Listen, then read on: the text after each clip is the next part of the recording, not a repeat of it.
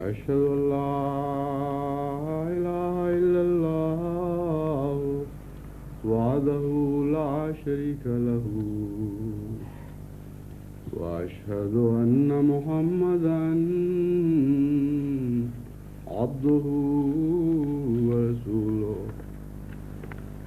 أما بعد فأعوذ بالله من الشيطان الرجيم بسم الله الرحمن الرحيم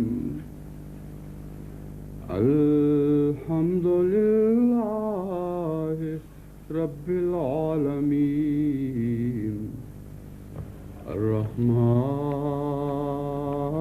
الرحيم مالك يوم الدين إياك نعبد وإياك نستعين اهدنا الصراط المستقيم صراط الذين أنعمت عليهم غير المغضوب عليهم ولا الضالين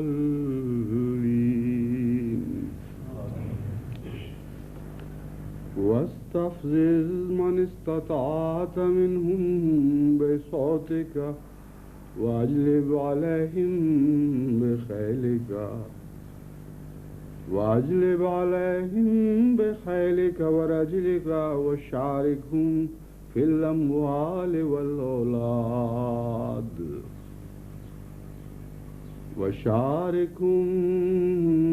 في الأموال والأولاد وعدهم وما يعدهم الشيطان إلا غرورا إن عبادي ليس لك عليهم سلطان وكفى بربك وكيلا. سورہ الاسراء آیات 65 تا 66. یہ آیات جو میں نے آپ کے سامنے تلاوت کی ہیں، ان میں اللہ تعالی شیطان کو مخاطب کرتے ہوئے اپنی طرف سے اپنے نیک بندوں کی نمائندگی میں ایک چیلنج کرتا ہے. یہ بہت ہی عجیب اور بہت ہی روح اور دل پر اثر کرنے والی آیت ہے. بسا اوقات آپ نے خطبات میں مجھے سنا ہے کہ جب جماعت احمدیہ پر کئی قسم کے مصائب توڑے جاتے ہیں، خطرات کا سامنا ہوتا ہے، تو میں جماعت کی نمائندگی میں دشمن کو کہتا ہوں کہ جو چاہتے ہو کر لو، تم لازماً ناکام ہوگے. اور اس طرز بیان سے جماعت کو ایک خاص لطف محسوس ہوتا ہے. وہ یقین رکھتے ہیں کہ ہمارے ایمان کی عظمت کا ہمارے امام کو احساس ہے. اس سے اندازہ کریں کہ اس آیت کا مومن کو کس حد تک لطف نہ آتا ہوگا. جب بھی کوئی مومن اس آیت کی تلاوت کرتا ہے تو حقیقت میں اس کی روح وجد میں آ جاتی ہے. خدا اپنے بندوں کی طرف سے شیطان کو مخاطب کرتے ہوئے فرماتا ہے وَاسْتَفْزِزْ مَنِ اسْتَطَعْتَ مِنْهُمْ بِصَوْتِكَ، تو جس کو چاہتا ہے ان میں سے شوق سے فریب دے کر اپنی طرف بلا. وَأَجْلِبْ عَلَيْهِمْ بِخَيْلِكَ وَرَجْلِكَ، اور ان پر اپنے گھوڑوں کے ذریعے اور اپنے پیادہ فوجوں کے ذریعے چڑھ دوڑ اور پوری قوت سے ان پر حملہ کر دے، اور پھر ان کو حرص بھی دے، لالچیں بھی دے. وَشَارِكُمْ فِي الْأَمْوَالِ، ان کو مال کی لالچ بھی دے اور اپنے اموال میں شامل کر. وَالْأَوْلَادِ، اور اپنے وسیع خاندان میں اس طرح شامل کر لے وہ تیری ہی اولاد ہوں. یعنی اکثریت کے اندر ضم کر کے ان کو قوت کے احساس کی لالچ دے. وعدہم، اور ہر قسم کے وعدے ان سے کر. یعنی جو کچھ ممکن ہے کسی کے لیے کسی دوسرے کو فریب سے، دھوکے سے، خوف دلا کر، لالچیں دے کر اپنے ساتھ ملانے کی، اپنے ایمان سے ہٹانے کی، وہ ساری کوششیں کر گزر. فرمایا وما یعدہم الشیطان الا غرورا، لیکن یاد رکھو کہ بندوں کو شیطان جو بھی وعدے دیتا ہے وہ محض دھوکے کے وعدے ہوا کرتے ہیں. ان عبادی لیس لک علیہم سلطان، یاد رکھ، اپنی تمام کوششیں کر دیکھ، جو بندے میرے ہیں وہ میرے ہی رہیں گے. لیس لک علیہم سلطان، تجھے ہرگز کبھی کسی قسم کا کوئی غلبہ مجھ سے محبت کرنے والے، مجھ پر ایمان لانے والے بندوں پر نصیب نہیں ہوگا. وَكَفَى بِرَبِّكَ وَكِيلًا، اور یہ فرمانے کے بعد حضرت اقدس محمد مصطفیٰ صلی اللہ علیہ وآلہ وسلم کو یہ سکینت کا پیغام بھی عطا ہوتا ہے. وَكَفَى بِرَبِّكَ وَكِيلًا، کہ تیرا رب تیرے لیے بہت کافی ہے وکیل. اس آیت کا پچھلے مضمون سے کیا تعلق ہے؟ تعلق یہ ہے کہ اللہ تعالیٰ فرماتا ہے میں جو تیری وکالت کر رہا ہوں، مجھ سے بہتر اور کون وکالت کر سکتا ہے؟ میں تیرا رب ہوں. اب تیرے معاملے کو میں نے اپنے ہاتھ میں لے لیا ہے، اس لیے کلیتاً مطمئن ہو جا کہ شیطان کے مقابل پر تیرا ایک وکیل ہے جو ہر طرح تیری وکالت فرمائے گا اور تیری نمائندگی کرے گا اور تجھے سہارا دے گا اور تو اس پر توکل کرے گا. اور شیطان کی طرف سے تجھے اور تیرے ماننے والے تیرے غلاموں کو قطعاً کوئی خطرہ نہیں ہے. اس آیت کا اطلاق آج دنیا میں بعض ممالک میں ہو رہا ہے، جن میں سب سے زیادہ پاکستان میں اس کا اطلاق دکھائی دیتا ہے.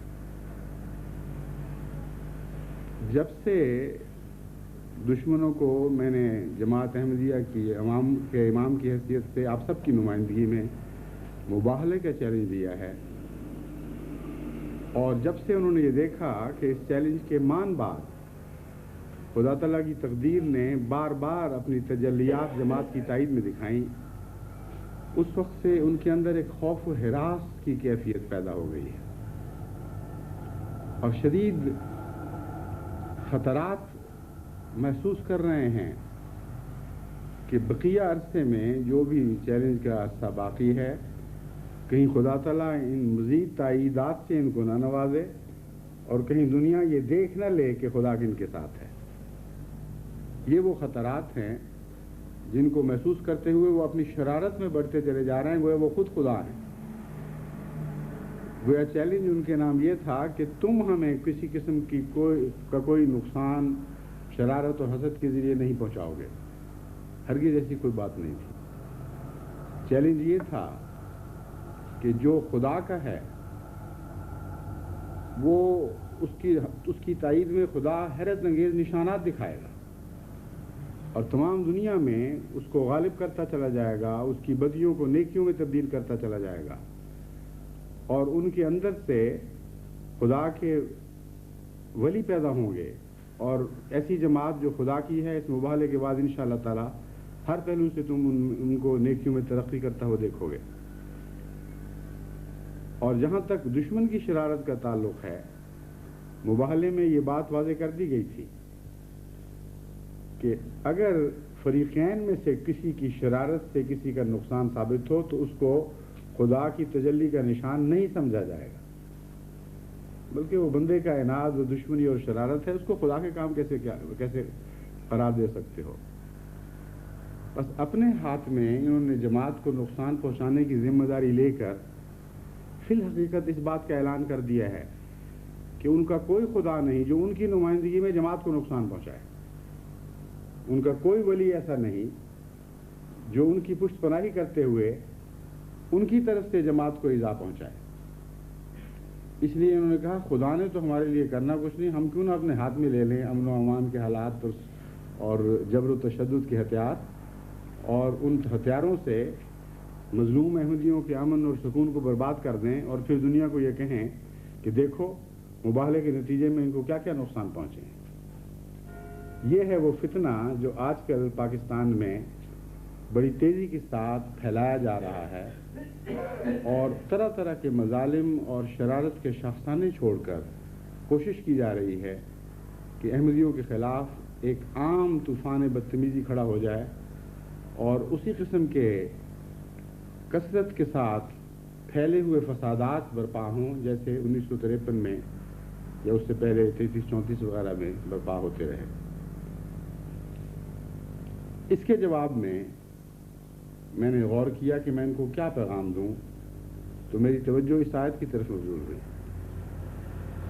مجھے خیال آیا کہ خدا تعالیٰ نے تو ایسے موقع پر وکالت اپنے ہاتھ میں لے لی، اب تو خدا اور شیطان کا مقابلہ ہے، بس بجائے اس کے کہ میں اپنی آواز میں آپ کی نمائندگی کر کے اس دشمن کو کوئی پیغام دوں، میں نے سوچا کہ اسی آیت کی روح سے، اسی آیت کے الفاظ میں جو خدا تعالیٰ نے یوں معلوم ہوتا ہے جیسے ایسے ہی موقع کے لیے صادر فرمائی ہے، ایسے ہی موقعوں پر اطلاق پانے کے لیے صادر فرمائی ہے، میں دشمن کو جواب دوں کہ جو کچھ تم سے ہو سکتا ہے کر گزرو، اپنے سوار بھی دوڑا دو احمدیوں پر، اپنے پیدل بھی دوڑا دو، آوازیں دے کر ان کو دھوکہ دے کر اپنی طرف بلاؤ، ان کو لالچیں دو، ان کو ہر قسم کے تحفظات مہیا کرنے کی کوشش کرو، ان کو بتاؤ کہ تم اگر اکثریت میں شامل ہوگے تو تم ہماری اولاد کی طرح ہو جاؤ گے، ہماری کثرت میں حصہ دار بن جاؤ گے، اور جو دھوکہ دینے کے وعدے ہیں تم کر گزرو۔ لیکن اول یہ کہ خدا متنبع فرما رہا ہے کہ شیطان کے سارے وعدے دھوکے اور فریب کے وعدے ہوا کرتے ہیں، اور یہ امر واقعہ ہے، ہم نے اس سے پہلے دیکھا ہے بارہا فتنوں اور فسادوں کے وقت بعض لوگوں کو احمدیت کے دشمنوں نے سہارے دیے ہیں، جھوٹے وعدے دیے ہیں، اور اچانک اٹھا کر زمین سے آسمان تک پہنچا دیا ہے، اور پھر ایسا چھوڑا ہے کہ مڑ کر دیکھا بھی نہیں ان کی طرف، اور ان کی ساری زندگی ذلت اور رسوائی میں قطع گزری ہے۔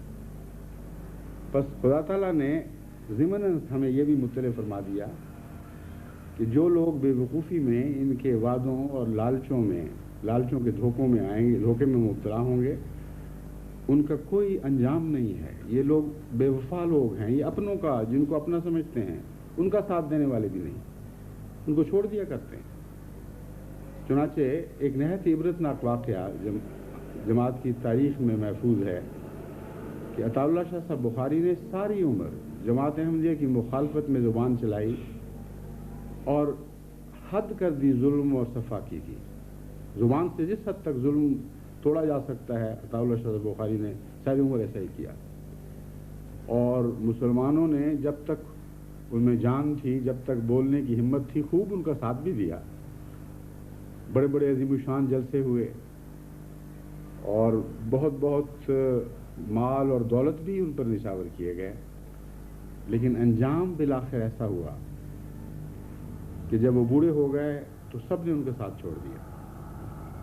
جب وہ فالج سے بیمار ہو گئے اور حالت یہ تھی کہ بمشکل زبان چلتی تھی اور جسم فالج ہو تھا، تو احمدی تو ان کی عیادت کے لیے جاتے تھے اور ان کو پوچھتے تھے اور پوچھا کرتے تھے کوئی ضرورت ہو مدد کی تو ہمیں بتائیں، لیکن باقی سارے جو ان کو مجاہد اعظم کہتے تھے اور آج بھی کہہ رہے ہیں، ان کا ساتھ چھوڑ چکے تھے۔ چنانچہ مولانا غلام باری صاحب سیف نے واقعہ ایک مضمون کی صورت میں لکھا ہے اور بارہا سنایا بھی کہ وہ ایک دفعہ خود اپنے بعض ساتھیوں کو لے کر عطا اللہ شاہ صاحب بخاری کی عیادت کے لیے گئے اور ان سے حال پوچھا، تو انہوں نے اپنی زبان نکال کر انگلی کی طرف سے اس کی طرف اشارہ کرتے ہوئے بتایا کہ یہ کتیا جب تک بھونکتی رہی اس وقت تک میں قوم سے داد پاتا رہا، جب اس کتیا میں بھونکنے کی سکت باقی نہیں رہی تو سب نے مجھ کو چھوڑ دیا۔ ایسے عبرتناک الفاظ انہوں نے اپنے متعلق کہے، اپنے منہ سے زبان کو کتیا کہہ کر۔ فصیح و بلیغ تو تھے، اور جس قسم کی فصاحت و بلاغت تھی اس کا اظہار اسی ایک فقرے سے ہو جاتا ہے، لیکن اس میں ایک بڑا بھاری عبرت کا نشان ہے۔ بس خدا تعالیٰ فرماتا ہے وَمَا يَعِدُهُمُ الشَّيْطَانُ إِلَّا غُرُورًا، شیطان وعدے تو دیتا ہے اور دے گا، لیکن دھوکے اور فریب کے سوا اس کے وعدوں کی کوئی حقیقت نہیں۔ وفا اگر ہے تو خدا میں ہے جو تمہارا مولا ہے۔ خدا کے سوا کسی میں کوئی وفا نہیں۔ یہ کہنے کے بعد کتنے عزم اور کتنی شان کے ساتھ مومنوں سے اپنی توقعات کا اظہار فرماتا ہے۔ یہ ہے اس آیت کی شان، جس پر دل فدا ہو جاتا ہے خدا کی عظمت اور اس کے جلال اور اس کے جمال کے حضور۔ فرماتا ہے اِنَّ عِبَادِي لَيْسَ لَكَ عَلَيْهِمْ سُلْطَانٌ۔ اے بے وقوف، اے دھوکہ دینے والے، خود کس دھوکے میں مبتلا ہے؟ تجھے کیا خبر میرے بندے ہیں کیا؟ وہ مجھ سے کبھی بے وفائی نہیں کریں گے، وہ کبھی میرا ساتھ نہیں چھوڑیں گے۔ جو چاہتا ہے کر گزر، میرے بندے میرے رہیں گے، تجھے ان پر کسی قسم کا کوئی غلبہ نصیب نہیں ہوگا۔ سلطان کو نکرہ رکھ کر یہ شان پیدا کر دی گئی کہ اس مضمون کو بہت وسیع فرما دیا۔ مطلب یہ ہے کہ پورا غلبہ تو الگ دور کی بات ہے، تجھے میرے محبت کرنے والے، مجھ پر فدا ہونے والے، مجھ پر ایمان رکھنے والے بندوں پر ادنا سا غلبہ بھی نصیب نہیں ہوگا، کبھی تیرے نہیں ہو سکتے۔ وَكَفَىٰ بِرَبِّكَ وَكِيلًا، اور اے محمد صلی اللہ علیہ وآلہ وسلم، تیرا رب تیرا وکیل ہے، وہ تیری وکالت کرے گا، وہ شیطان کے مقابل پر اپنی آسمانی فوجیں لے کر آئے گا، اس کے ہر حربے کو ناکام کر کے دکھا دے گا۔ بس جماعت احمدیہ پاکستان ہو یا بنگلہ دیش ہو یا دیگر ایسی جماعتیں ہوں جو نہایت ہی خطرات کے حالات سے گزر رہی ہیں، میں ان کو خدا کے کلام کی زبان میں یہ یقین دلاتا ہوں کہ خدا ان کو کبھی نہیں چھوڑے گا۔ وہ اپنے عزم، اپنے حوصلے کی حفاظت کریں اور خدا سے ثبات کی دعا کریں، خدا سے دعائیں کریں کہ اللہ تعالیٰ انہیں ثبات قدم نصیب فرمائے۔ اور ساری دنیا کی جماعتوں کو ان کے لیے ایسی ہی دعائیں کرنی چاہیے، کیونکہ ہر قوم میں کچھ کمزور بھی ہوتے ہیں۔ اور اس آیت کے علاوہ ایک اور آیت میں ذکر بھی موجود ہے کہ جن کو انسان ظاہری طور پر خدا کے بندے سمجھتا ہے، ان میں بعض ایسے کمزور انسان بھی نکل آتے ہیں جن کے دل میں نفاق ہوتا ہے، جن کے دلوں میں بیماریاں پائی جاتی ہیں، اور زلازل کے وقت وہ جھڑ جاتے ہیں۔ اس لیے یہ مراد ہرگز نہیں کہ جماعت میں سے، یعنی الہی جماعتوں میں سے کبھی کوئی ٹھوکر نہیں کھائے گا، بلکہ مراد یہ ہے کہ اس وقت جو خدا کے ہیں وہ پہچانے جاتے ہیں، وہ الگ اور ممتاز ہو کر الگ نثر کے سامنے آ جاتے ہیں، اور جو شیطان کا گندا مال ہے وہ اس کو نصیب مل جاتا ہے، اور دنیا دیکھ لیتی ہے کہ خدا کے بندے کون تھے اور غیر اللہ کے کون بندے تھے۔ چنانچہ بعض دفعہ بہار کے دنوں میں بھی آپ نے دیکھا ہوگا درختوں پر بعض پتے سوکھے ہوتے ہیں، ویسے تو پتہ نہیں لگتا، بہار ہی بہار دکھائی دیتی ہے، لیکن جب تیز آندھیاں چلتی ہیں تو انہی سبز پتوں میں سے بعض سوکھے ہوئے پتے جھڑ کر نیچے گر جاتے ہیں۔ تو زلازل کے وقت بعض نقصان پہنچتے ہیں، بعض لوگوں کو ٹھوکر ضرور لگتی ہے، اور جو خدا کا ہے وہ خدا کا ہو کر سامنے آ جاتا ہے، جو شیطان کا ہے جو شیطان کا ہو کر سامنے آ جاتا ہے۔ بس ہمیں اس موقع پر ان کمزوروں کے لیے بھی دعا کرنی چاہیے، اللہ ان کو بھی ٹھوکروں سے بچائے اور ان کی حفاظت فرمائے۔ اس موقع پر دشمن نے جو سازشوں کا جال پھیلایا ہے، اس میں اس سازش کے جو نقوش اب نکل کے سامنے آ رہے ہیں۔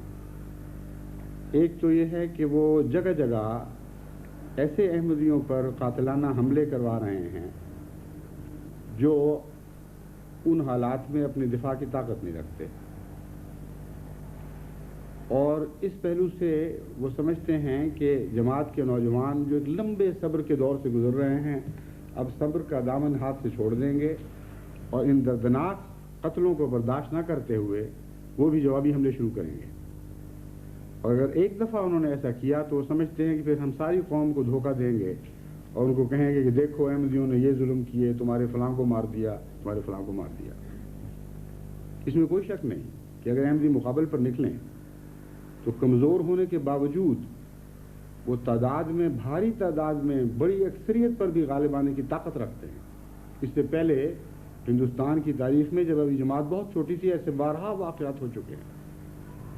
دہلی کے جلسے میں جو واقعہ گزرا، مسلم موعود کے جلسے میں میں بھی وہاں موجود تھا، چند ہزار احمدی تھے، اس کے مقابل پر دلی کا لکھوں خاک عظیم شہر تھا، اور اس میں سے مسلمان بعض بدقسمت مسلمان علماء کے اکسائے ہوئے اور انگیخت کیے ہوئے لاکھوں کا مسلمان تھے. یوں معلوم ہوتا تھا جیسے ایک انبوہ کثیر ہے جس نے جلسے کو گھیرے میں لے لیا تھا.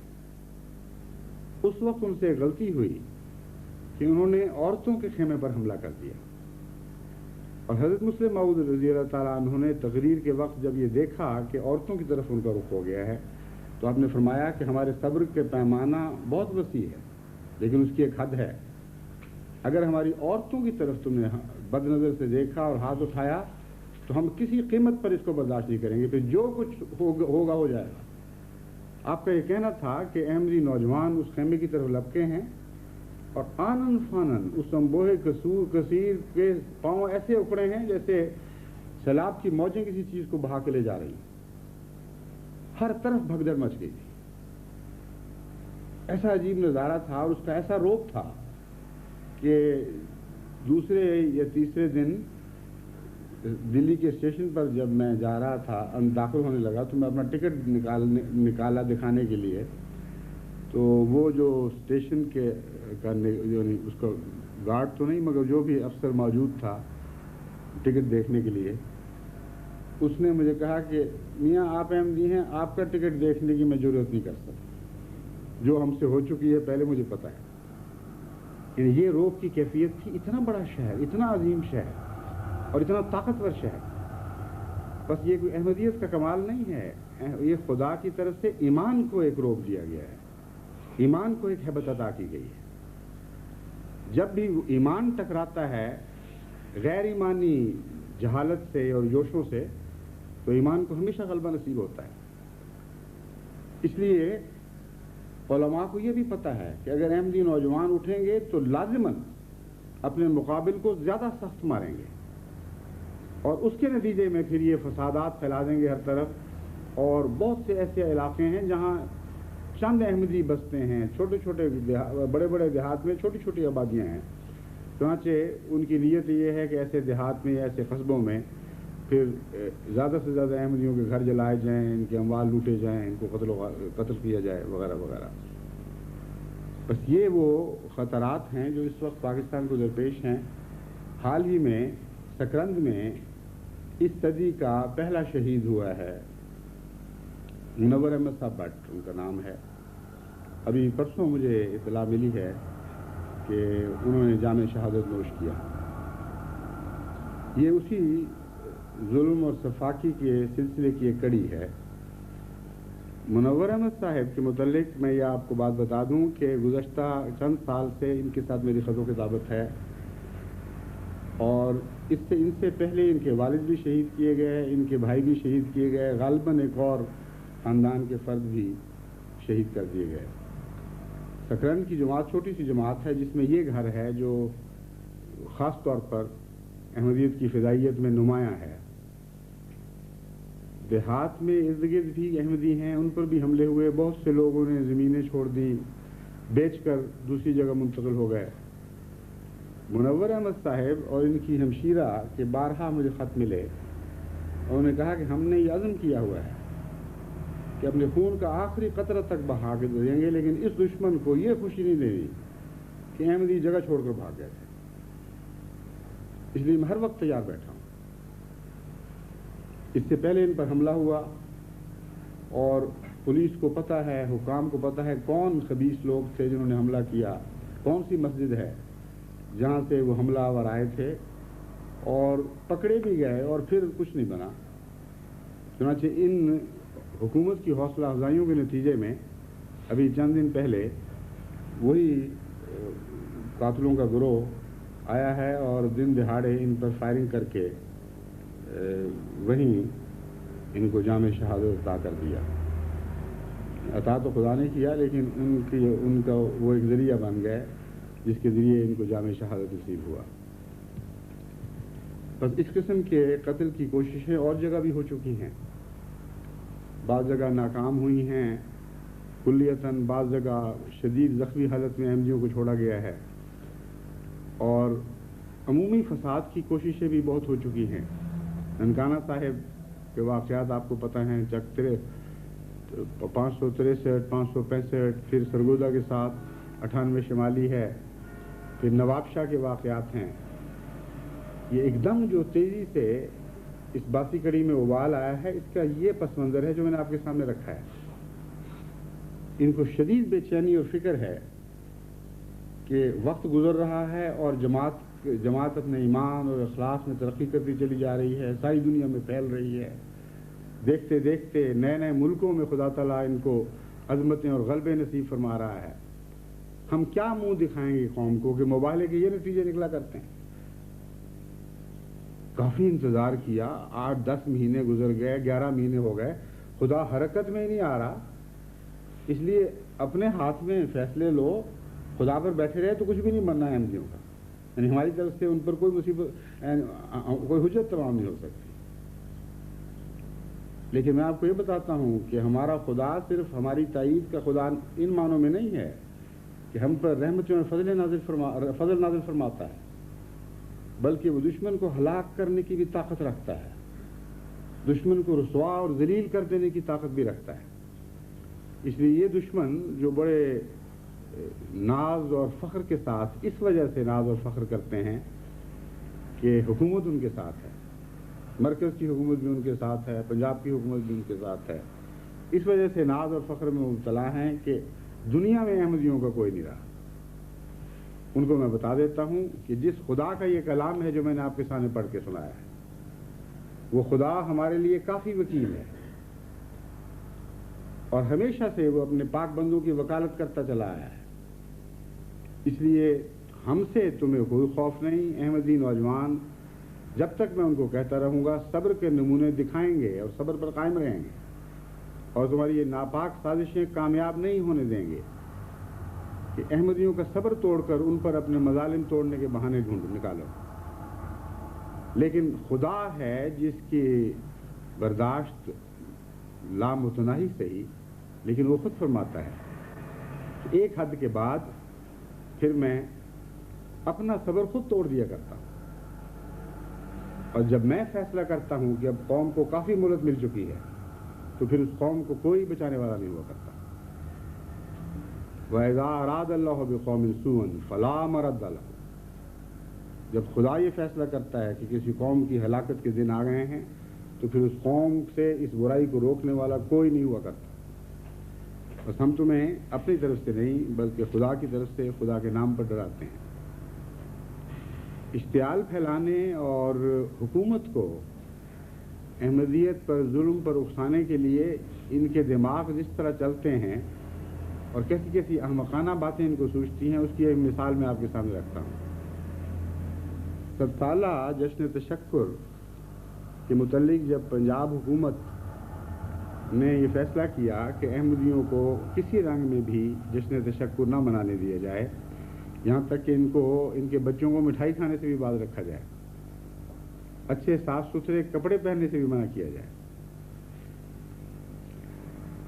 تو معلوم ہوا کہ ایک طرف تو مرکزی حکومت نے ہدایت دی تھی خود پنجاب حکومت کو کہ ایسا کرو تاکہ یہ سہرا وہ اپنے سر باندھ سکیں، دوسری طرف پنجاب حکومت یہ ظاہر کرنا چاہتی تھی کہ یہ سہرا ہمارے سر ہے. اس کھینچا تانی میں یہ بتانے کے لیے کہ ہے اصل میں کس کا سر، پنجاب حکومت کے ایک خاص پروردہ مولوی ہیں، نہایت دریدہ ذہن انسان ہے، ایک منحوس صورت انسان ہے. انہوں نے یہ اعلان کیا کہ میں تمہیں بتاتا ہوں اصل کہانی کیا ہے. ہوا یہ کہ میں تھا پنجاب کی طرف سے جو ایک وفد لے کر مرکزی وزراء کے پاس پہنچا، اور ان کو میں نے ایک سادہ سی بات سمجھائی. وہ سادہ بات یہ تھی کہ تم 100 سالہ جشن منانے کی اجازت دے رہے ہو ان لوگوں کو، تم جانتے نہیں کہ 100 سالہ جشن ہے کس چیز کا؟ وزراء نے پوچھا، آپ فرمائیے مولانا کس چیز کا جشن ہے؟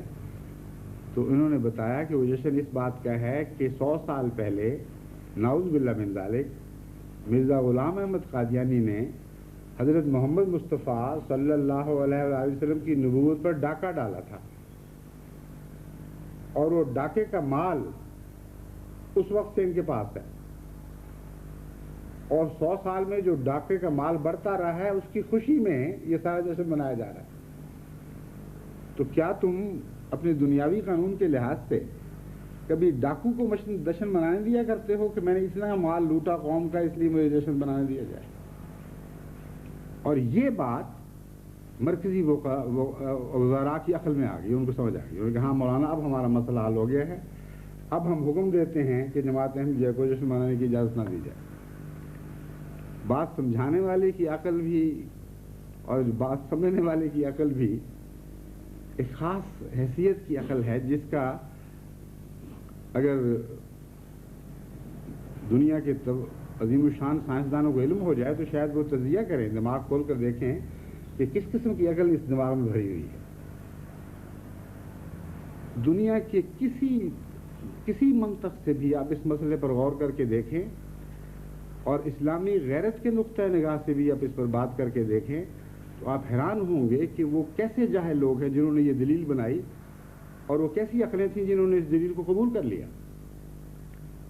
سب سے پہلے ایمانی غیرت کا تقاضا تھا، یہ سوچتے کہ حضرت محمد مصطفیٰ صلی اللہ علیہ وآلہ وسلم کی نبوت پر ہے کون جو ڈاکہ ڈال سکتا ہے؟ قرآن کریم میں اللہ تعالیٰ فرماتا ہے ہم نے تجھے یہ پیغام دیا، ہم اس کی حفاظت کے ذمہ دار ہیں، واللہ یعصمک من الناس، خدا ہر قسم کے انسانی حملوں سے تجھے محفوظ رکھے گا، تیرے کلام کی حفاظت فرمائے گا، تیری نبوت تیرے تقدس کی حفاظت فرمائے گا۔ اتنے قوی وعدوں کے بعد اور یہ بتا کر کہ شیطان کو تیری وحی میں کوئی دخل نہیں ہے، پھر ان علماء کا ان باتوں کو دیکھتے ہوئے یہ کہہ دینا کہ گویا نعوذ باللہ من ذالک حضرت صلی اللہ علیہ وآلہ وسلم کی نبوت پہ ڈاکہ پڑ گیا، اس قدر بے حیائی، اتنی گستاخی ہے کہ تعجب ہے کہ حکومت پاکستان کی ایسے ذلیل الزام لگانے والے مولانوں کے خلاف حرکت میں کیوں نہیں آئی، اسلام کے نام پر قائم ہوئی اور محمد رسول اللہ صلی اللہ علیہ وسلم کے متعلق کوئی غیرت نہیں دکھائی؟ یہ کیوں نہیں کہا ان کو کہ اے بے غیرتو، محمد رسول اللہ صلی اللہ علیہ وسلم کی نبوت پر ڈاکہ ڈالنے والا ہے کون؟ کون پیدا ہوا ہے جو محمد رسول اللہ صلی اللہ علیہ وسلم کی نبوت پر ڈاکہ ڈال سکے؟ پھر یہ کہ اگر نبوت کا دعویٰ جھوٹا ہے تو وہ تو خدا پر ڈاکہ ہے، اور قرآن کریم نے یہی فرمایا ہے۔ قرآن کریم فرماتا ہے اگر کوئی جھوٹ بولتا ہے تو مجھ پر جھوٹ بولتا ہے، اور میرا فرض ہے کہ میں اس کو ہلاک کروں۔ دشمن کا کام نہیں ہے، یہ انسان کا کام نہیں ہے۔ بس خدا تعالیٰ تو یہ فرماتا ہے میرے تقدس پر، میری عظمت پر، میری سچائی پر ڈاکہ ڈالنے کی کوشش کی جاتی ہے، میں اس کوشش کو ناکام بنا دیتا ہوں، ایسے شخص کو ہلاک کر دیا کرتا ہوں۔ بس دو ہی صورتیں ہو سکتی ہیں، یا محمد رسول اللہ صلی اللہ علیہ وسلم کی نبوت پر ڈاکہ ڈالنے کی کوشش کی گئی تھی، اگر کوشش کی گئی تھی تو خدا فرماتا ہے میں اس کوشش کو کبھی کامیاب نہیں ہونے دوں گا، لیکن ایسی شکل نہیں ہے۔ نبوت کا معاملہ بندے اور خدا کے درمیان ہے، اور دراصل نبوت کے دعوے کا مطلب یہ ہے کہ مجھے خدا نے کچھ کہا ہے اور میں خدا کا امین بن کر، خدا کے پیغام کا امین بن کر اس کا پیغام تمہیں پہنچا رہا ہوں۔ اس صورتحال میں اصل ڈاکہ خدا تعالیٰ کے تقدس اور اس کی عظمت پر ان معنوں میں ہے کہ ایک بیہودہ بات کی کوشش کی گئی، اس سے زیادہ اس کی کوئی حیثیت نہیں۔ چنانچہ خدا فرماتا ہے میرا کام ہے پھر ایسے لوگوں کو ذلیل و رسوا کروں اور اپنی سچائی کے تقدس کی حفاظت کروں۔ چنانچہ قرآن کریم میں فرعون کے زمانے کا ذکر کرتے ہوئے اللہ تعالیٰ فرماتا ہے کہ جب موسیٰ کے دعوے سے اشتعال کھا کر، اس زمانے میں بھی بڑے اشتعال کھانے والے علماء موجود تھے، یہ دیکھ کر کہ ایک شخص کہتا ہے میں خدا کی طرف سے بھیجا ہوں، ساری قوم کو اشتعال آ گیا اور فرعون کو سب سے بڑھ کر اشتعال آیا، اور ان کے بڑے بڑے لوگ اکٹھے ہوئے ایک مجلس میں، اور انہوں نے سوچا کہ یہ شخص خدا کا پیغمبر بن رہا ہے، اس سے زیادہ اشتعال کرنے دینے والی اور کون سی بات ہو سکتی ہے؟ بس یہ نبوت کے نام پر اشتعال کوئی نئی چیز نہیں ہے۔ تب انہوں نے فیصلہ کیا کہ ہم اس شخص کو قتل کر دیں، اس کے سوا اور کوئی چارہ نہیں۔ اس فیصلے کے بعد یا اس فیصلے کے دوران اللہ تعالیٰ فرماتا ہے کہ ایک شخص ان کی طرف آیا جو صاحب فہم اور اولو الالباب میں سے تھا. اس نے ان سے کہا کہ خدا کا خوف کرو اور عقل کے ناخن لو، تم کیا فیصلے کر رہے ہو؟ ان یکو کاذبا فعلیہ کذب، اگر یہ جھوٹ بول رہا ہے، اگر یہ خدا کی طرف سے نہیں ہے تو تمہارا کام نہیں ہے کہ تم اس کو ہلاک کرو، خدا کا کام ہے کہ اس کو ہلاک کرے.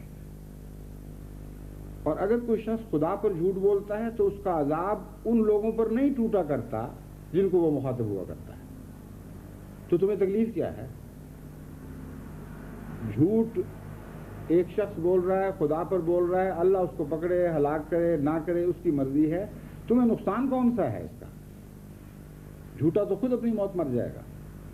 لیکن یہ یاد رکھو کہ اگر اسے جھوٹا سمجھتے ہوئے اس کی مخالفت کی اور یہ سچا نکلا، وہیں یہ کو صادقاً یصبکم بعض الذی یعدکم، پھر ضرور جن عذابوں اور جن تکلیفوں سے یہ تمہیں ڈرا رہا ہے، خدا کی ناراضگی کے عذابوں سے، وہ تمہارے پیچھے لگ جائیں گے اور تمہیں نہیں چھوڑیں گے.